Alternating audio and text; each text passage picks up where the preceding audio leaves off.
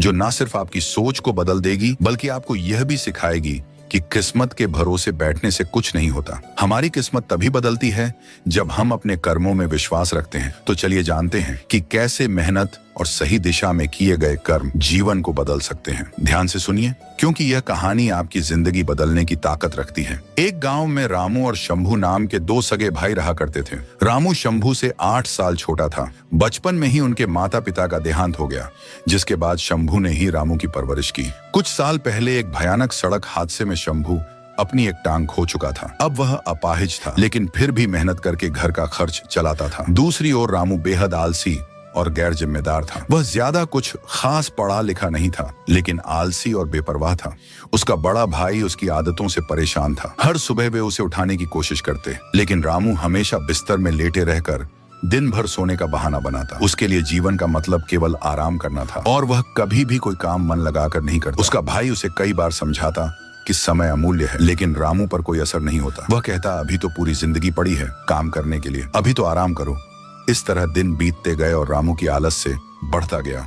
उसके दोस्त जो मेहनत कर रहे थे, अपने अपने जीवन में तरक्की कर रहे थे, लेकिन रामू को यह फर्क नहीं पड़ता था। उसके लिए जीवन में कुछ भी महत्वपूर्ण नहीं था। उस दिन भी दोपहर के 12 बज चुके थे, मगर रामू अब तक सोया हुआ था। शंभू से रहा नहीं गया और वह गुस्से से चिल्लाया, अरे उठ जा छोटे भाई, और कितनी देर सोएगा? सूरज सिर पर आ गया, कब जाएगा तू काम पर? रामू ने अंगड़ाई ली और बिस्तर पर करवट बदलते हुए कहा, भैया तुम तो सुबह सुबह चैन से सोने भी नहीं देते। शंभू ने तंज कसते हुए कहा, क्या सुबह? तुझे पता भी है ये सुबह नहीं दोपहर हो चुकी है। मैंने तेरे लिए नाश्ता बनाया था, वो भी ठंडा हो चुका है। अब मैं दोपहर के खाने की तैयारी कर रहा हूँ, मगर तेरी नींद है कि खत्म होने का नाम नहीं ले रही। रामू को एहसास ही नहीं था कि वह कितनी देर तक सोया रहा। वह बोला, क्या भैया आप दोपहर का खाना बनाने की तैयारी कर रहे हैं? मुझे तो समय का पता ही नहीं चला। शंभू खांसते हुए बोला, रामू पूरे गांव में तेरा नाम आलसीपन के लिए मशहूर है। जब भी कोई मुझसे तेरी बुराई करता है तो मुझे बहुत बुरा लगता है। अगर उस सड़क हादसे ने मुझे अपाहिज नहीं बनाया होता तो मैं तुझसे कभी भी काम करने के लिए नहीं कहता। लेकिन अब सच ये है कि मुझसे हम दोनों का खर्च उठाना मुश्किल होता जा रहा है और ये खांसी भी मुझे कई दिनों से परेशान कर रही है। रामू ने झुंझलाकर कहा, भैया सीधे सीधे ये क्यों नहीं कहते कि आप मुझसे तंग आ चुके हैं? शंभू ने शांत स्वर में कहा, ऐसी बात नहीं है रामू, मैं चाहता हूँ कि तू मेहनती बन जाए ताकि मैं तेरे लिए कोई अच्छी लड़की देखकर तेरी शादी करा सकूं। अब जल्दी से उठ और नाश्ता कर ले। रामू किसी तरह नाश्ता करके अपनी कुल्हाड़ी लेकर जंगल की ओर चल पड़ा। वह अब भी अपने घर से कुछ ही दूर पहुंचा था कि गांव के रघु काका ने उसे देखकर हंसते हुए कहा, अरे रामू, आज फिर से इतनी जल्दी उठ गया? अरे इतनी सुबह सुबह काम पर जाएगा तो बीमार पड़ जाएगा भाई। रामू गुस्से में बोला, आपको क्या रघु काका, मैं जल्दी उठूं या देर से मेरी मर्जी। रामू की बात सुनकर रघु काका के चेहरे पर गुस्सा आ गया। वह बोले, अरे क्या बोला तू? जब तेरी मर्जी होगी तब तू सोकर उठेगा। बेशर्म, तुझे जरा भी शर्म नहीं आती? इतना बड़ा हट्टा कट्टा हो गया है और तेरा अपाहिज भाई दूसरों के खेतों में काम करके घर चलाता है और तू दिन भर सोता रहता है। रामू का चेहरा तमतमा गया। बिना कुछ कहे वह तेज कदमों से जंगल की ओर चला गया। रामू एक पेड़ के पास रुका और खुद से बड़बड़ाने लगा, ये गांव के लोग पता नहीं अपने आप को क्या समझते हैं, थोड़ा मेहनती क्या हो गए, अब मेरा मजाक उड़ाने लगे। आज मैं इतनी लकड़ियां काटूंगा कि सबके मुंह बंद हो जाएंगे। रामू ने गुस्से में कुल्हाड़ी उठाई और पेड़ काटने लगा, लेकिन मुश्किल से कुछ लकड़ियां काटने के बाद ही उसकी सांस फूलने लगी। माथे से पसीना पोंछते हुए उसने कहा, आज गर्मी भी बहुत ज्यादा है और मुझे थकान भी लग रही है। एक काम करता हूँ, थोड़ी देर आराम कर लेता हूँ। रामू पास के एक पेड़ के नीचे बैठ गया और कुछ ही मिनटों में गहरी नींद में खर्राटे भरने लगा। कुछ घंटों बाद रामू की आंख अचानक खुली। उसने देखा कि सामने एक अजनबी बाबा खड़े हौजर मुस्कुरा रहे थे। बाबा ने पूछा, बेटा इतनी दोपहर में यहाँ जंगल में सो रहा है, कुछ काम नहीं करता? रामू झेंपते हुए बोला, क्या करूं बाबा, मुझे काम की आदत नहीं है, ज्यादा मेहनत करने पर जल्दी थक जाता हूँ। बाबा ने हंसते हुए कहा, तो मेहनत करने की आदत डाल ले वत्स। अगर तू सच में बदलना चाहता है तो आज से हर दिन थोड़ा थोड़ा ज्यादा मेहनत कर। तेरा आलस्य ही तेरी गरीबी का कारण है। अगर तू सच में खुद को और अपने भाई को खुशहाल देखना चाहता है तो काम कर, मेहनत कर और फिर देख तेरी तकदीर कैसे बदलती है। अरे बाबा कितनी बार कहूँ, मुझे काम करना अच्छा नहीं लगता, मुझे बस पूरे दिन सोना अच्छा लगता है। अभी अभी मैंने एक सपना देख रहा था कि मैं एक महल में बैठकर अच्छा अच्छा भोजन कर रहा हूँ। रामू के इतना कहने पर वह बाबा उसे क्रोधित भरी नजरों से देखने लगे और कहने लगे, यहाँ पर मेहनत करने की बजाय तुम आराम से सो रहे हो। तुम्हें ऐसा करते हुए मैं काफी दिन से देख रहा हूँ। मैं तुम्हें चेतावनी देने आया हूँ, सुधर जाओ, मुसीबत तुम्हारे सर पर खड़ी है। रामू बोला, कैसी मुसीबत बाबा? जाओ जाकर मुझे सोने दो। बाबा बोले, मैंने अपने जीवन में तेरे जैसा आलसी लकड़हारा नहीं देखा। लकड़ियां काटने की बजाय तुम सो जाता है।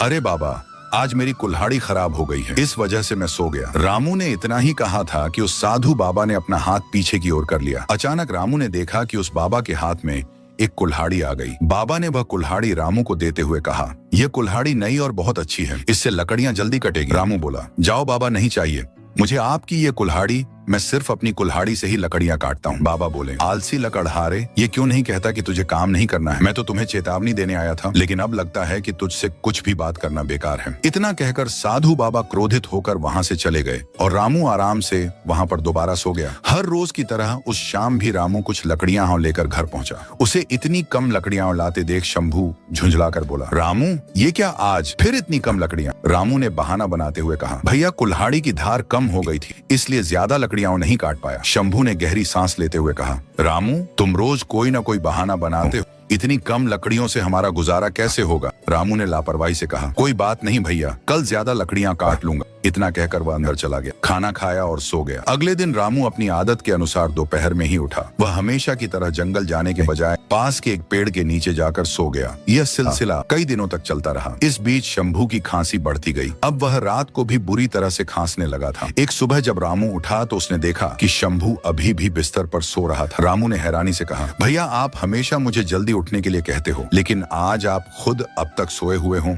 आपने तो नाश्ता भी नहीं बनाया। शंभू ने कमजोर आवाज में कहा, रामू मुझे बहुत कमजोरी महसूस हो रही है, चाहकर भी उठ नहीं पाया। तू एक काम कर, बाजार से कुछ खा पी लेना। इतना कहते ही शंभू को जोर जोर से खांसी आने लगी और उसके मुंह से खून निकलने लगा। रामू घबरा गया, भैया ये क्या आपके मुंह से खून आ रहा है? इतना कहकर रामू ने शंभू का हाथ पकड़ लिया। भैया आपको तो बहुत तेज बुखार भी है। शंभू ने शांत स्वर में कहा, कुछ नहीं रामू, हल्का फुल्का बुखार है, कभी कभी खांसी में खून आ ही जाता है। लेकिन इस बार रामू ने अपने आलस्य को किनारे रखते हुए कहा, नहीं भैया अब मैं आपको ऐसे नहीं रहने दूंगा, आपको अभी डॉक्टर के पास लेकर चलूंगा। रामू भले ही एक आलसी व्यक्ति था, लेकिन वो अपने बड़े भाई से अपने पिता की तरह प्यार करता था। रामू जबरदस्ती शंभू को डॉक्टर के यहाँ ले जाता है। डॉक्टर ने शंभू की जांच की और गंभीर नजरों से कहा, शंभू की हालत ठीक नहीं है, उसके फेफड़े बहुत कमजोर हो चुके हैं, इसे बचाने के लिए हमें जल्द से जल्द ऑपरेशन करना पड़ेगा। रामू चिंतित होकर बोला, डॉक्टर साहब ऑपरेशन का खर्च कितना आएगा? डॉक्टर साहब बोले, कम से कम 50,000 रुपए। यह सुनकर रामू के पैरों तले जमीन खिसक गई, लेकिन उसने डॉक्टर के सामने अपनी चिंता जाहिर नहीं की और बोला, ठीक है डॉक्टर साहब, मैं 1 हफ्ते के अंदर पैसों का इंतजाम कर लूंगा। डॉक्टर ने कुछ दवाइयां दी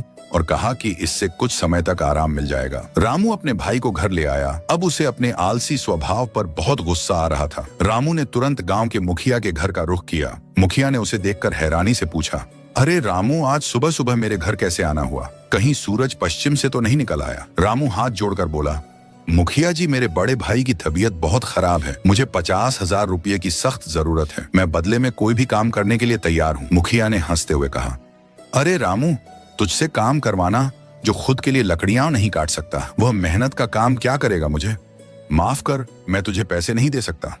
रामू निराश होकर वहां से चला गया और रघु काका के पास पहुंचा। रघु काका के पास बहुत सारी खेती थी। रामू ने उनसे मदद की, गुहार लगाई, रघु काका मेरे भाई की जान बचाने के लिए मुझे 50,000 रुपये चाहिए, आप जितने साल चाहें मैं आपके खेतों में मेहनत से काम करूंगा। रघु काका ने ठाका लगाते हुए कहा, अरे रामू तेरा आलसीपन तो सिर्फ इस गांव में ही नहीं बल्कि दूसरे गांवों में भी मशहूर है, तू खेतों में क्या खाक काम करेगा, चल भाग यहाँ से। रामू उदास और रोता हुआ जंगल पहुंचा और एक बड़े पेड़ के पास जाकर लकड़ियां काटने लगा। उसने बिना रुके 4 घंटे तक लगातार मेहनत की। वह खुद से कहने लगा, काश मैंने पहले ही मेहनत करनी सीख ली होती तो आज मुझे किसी के सामने हाथ फैलाने की जरूरत नहीं पड़ती। भैया सही कहते थे कि मेरा यह आलस्य मुझे एक दिन बहुत बड़ी मुसीबत में फंसा देगा। तभी रामू के कानों में उसी साधु बाबा की आवाज सुनाई दी। उसने देखा कि वही साधु बाबा उसके पास आकर बोले, मैंने तुझसे कहा था ना कि मुसीबत तेरे सिर पर मंडरा रही है, लेकिन तूने मेरी बातों को मजाक में उड़ा दिया। रामू ने सिर झुकाकर जवाब दिया, आप सही कह रहे थे बाबा, मैं सच में बहुत बड़ी मुसीबत में फंस गया हूं। मेरे भैया की तबीयत खराब है, डॉक्टर ने 50,000 रुपये का इंतजाम करने को कहा है। मैंने हर गांव में मदद मांगी लेकिन किसी ने मेरी सहायता नहीं की। इस दुनिया में कोई बेवजह मदद नहीं करता। साधु बाबा ने गहरी सांस लेते हुए कहा, लोगों ने तेरी मदद इसलिए नहीं की क्योंकि तू एक आलसी व्यक्ति है। वे डरते हैं कि कहीं उनके पैसे फंस न जाएं। अब अगर तू मेहनत की बात करेगा तो लोग मजाक ही उड़ाएंगे। रामू ने दुखी होकर कहा, आपने बिल्कुल सही कहा बाबा, लेकिन अब मैं क्या करूं? अब मैं वाकई बदल गया हूं। मेरे भैया ने मुझे कभी माँ और पिताजी की कमी महसूस नहीं होने दी और मैं निकम्मा भाई उनके इलाज तक का इंतजाम नहीं कर पा रहा। इतना कहकर रोते हुए रामू ने फिर से लकड़ियां काटनी शुरू कर दी। साधु बाबा ने देखा कि रामू अब बिना रुके मेहनत कर रहा था। साधु बाबा के चेहरे पर रहस्यमय मुस्कान आ गई। उन्होंने अपना हाथ पीछे किया और उसमें एक चमचमाती कुल्हाड़ी आ गई। उन्होंने कहा, यह लो, इससे लकड़ियां काट। रामू ने कहा, यह क्या फर्क पड़ता है? साधु बाबा मुस्कुराए और बोले, यह तुझे कुछ समय बाद समझ आएगा। रामू ने कुल्हाड़ी ले ली और साधु मुस्कुराते हुए वहां से चले गए। जब रामू ने उस कुल्हाड़ी से लकड़ी काटी तो वह हैरान रह गया। हल्के से वार करने पर ही लकड़ी के 2 टुकड़े हो जाते थे। उसने सोचा, वाह, यह कुल्हाड़ी तो कमाल की है। अब तो मैं जल्दी जल्दी लकड़ियां काटकर बेच सकता हूं। उस दिन रामू ने बहुत लकड़ियां काटी और उन्हें बेचने बाजार गया। उसे 5,000 रुपये की आमदनी हुई। उसने सोचा, अगर मैं इसी तरह मेहनत करूं तो कुछ ही दिनों में 50,000 रुपये इकट्ठे कर लूंगा। अगले दिन रामू सुबह 6 बजे ही जंगल पहुंच गया। उसने ठान लिया था कि अब वह और भी अधिक मेहनत करेगा। दिन भर लकड़ियां काटने के बाद वह उन्हें बाजार में बेच आया। उस दिन उसे 20,000 रुपये मिले। 3-4 दिनों के भीतर ही उसने 50,000 रुपये इकट्ठे कर लिए। रामू तुरंत अपने भैया को डॉक्टर के पास ले गया और पैसे देते हुए बोला, डॉक्टर साहब, ये पूरे 50,000 रुपये हैं। अब जल्दी से भैया का ऑपरेशन कर दीजिए।